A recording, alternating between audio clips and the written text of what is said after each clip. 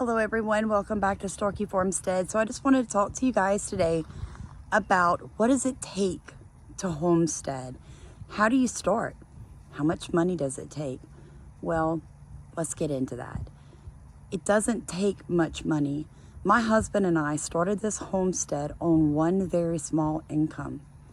I was not working and he was working across the street, and he makes pretty good money, especially with the fact that it only works about 8 miles from home, leaving our one vehicle here for me. So that is a huge plus. Like, we're trading off a higher income, a higher salary for convenience, safety, and for gas prices. So it does pay off. So you have to let all that play into how much money you have available for this lifestyle. The second thing is, people think homesteading takes 20 acres or 100 acres, and guys, it does not. Here at Storky Farmstead, we are homesteading 2 acres. That's it.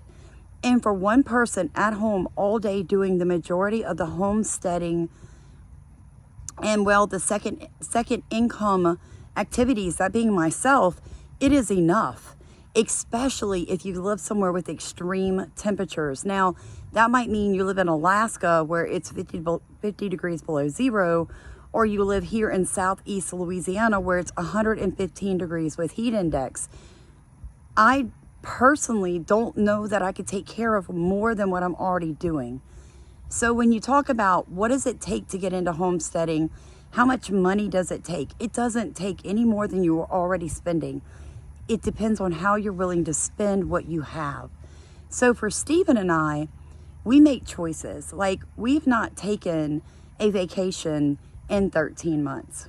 We have not left home overnight on a vacation in 13 months. And the reason we do not is because when we have $500 or $600 in cash, that is new equipment for the farmstead. That is something that we have to save up. That's a new windshield. You see what I'm saying? Like, he works to pay our basic bills.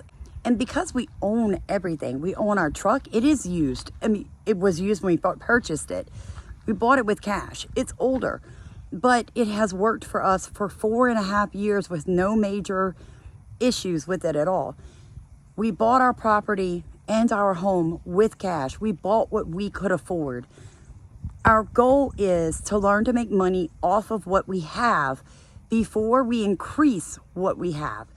So for us, rather than purchasing 20 acres and a large home that we would be strapped every month to make those notes, we purchased with cash what we could afford, and we are learning how to create sustainable loop systems across our farmstead to create small avenues of income, revenue.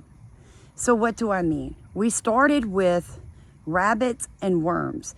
I learned how to do everything I could with those rabbits. What I could do with their urine, what could I do with their poop, what could I do with their blood, what could I do with their fur, who could I sell the meat to, could I build a clientele? Then we moved into building rabbit cages for other people when they purchased rabbits from us. We learned how to use the red wigglers to make soil amendments for the garden, to sell worms to people, to sell worm poop, vermicompost to other people. Once both those systems had paid for themselves and were creating an income, we then introduced chickens. And from there, what can the chickens do for your farmstead? What can they do for your homestead? How can they be an income stream? Not just a food source, but how can they carry their own weight? I need them to be able to pay for everything that goes into their systems.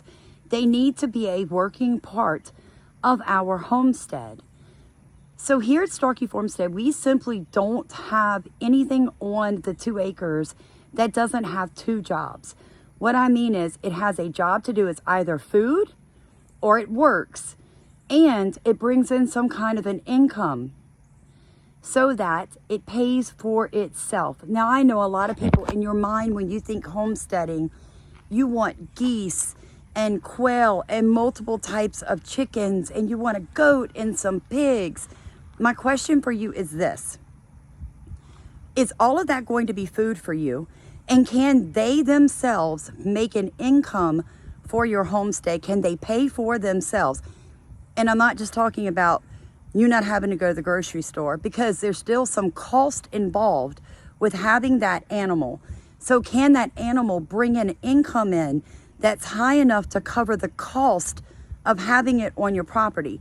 Because if it cannot, then it is a waste of money. I know that's hard to swallow, and a lot of you are going to get confused. Rewind, listen to what I just said to you.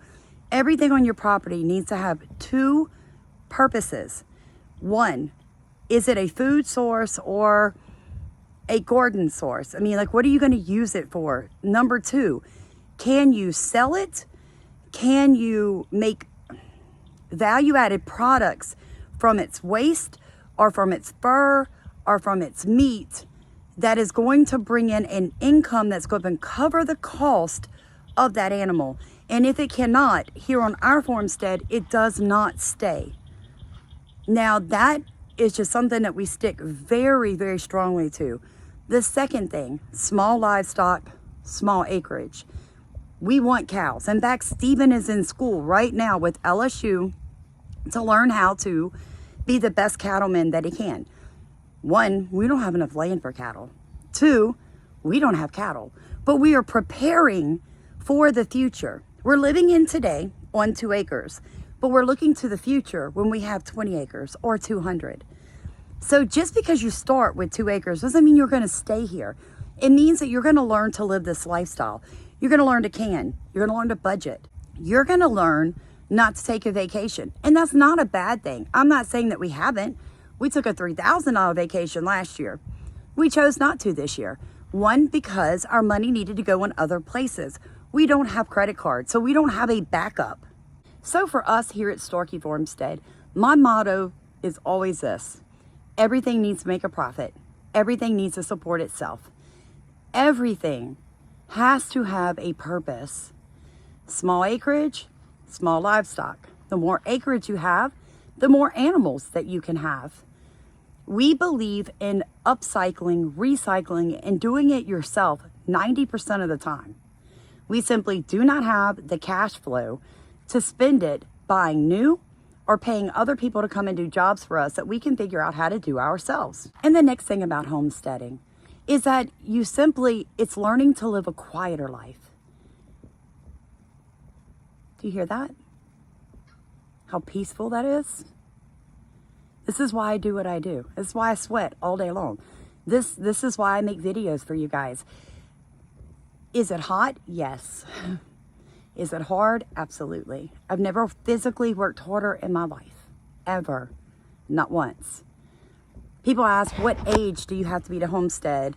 Guys, you can be 90 and get into this lifestyle. It is, you do what you physically can do. Do not set up a garden that you physically cannot take care of.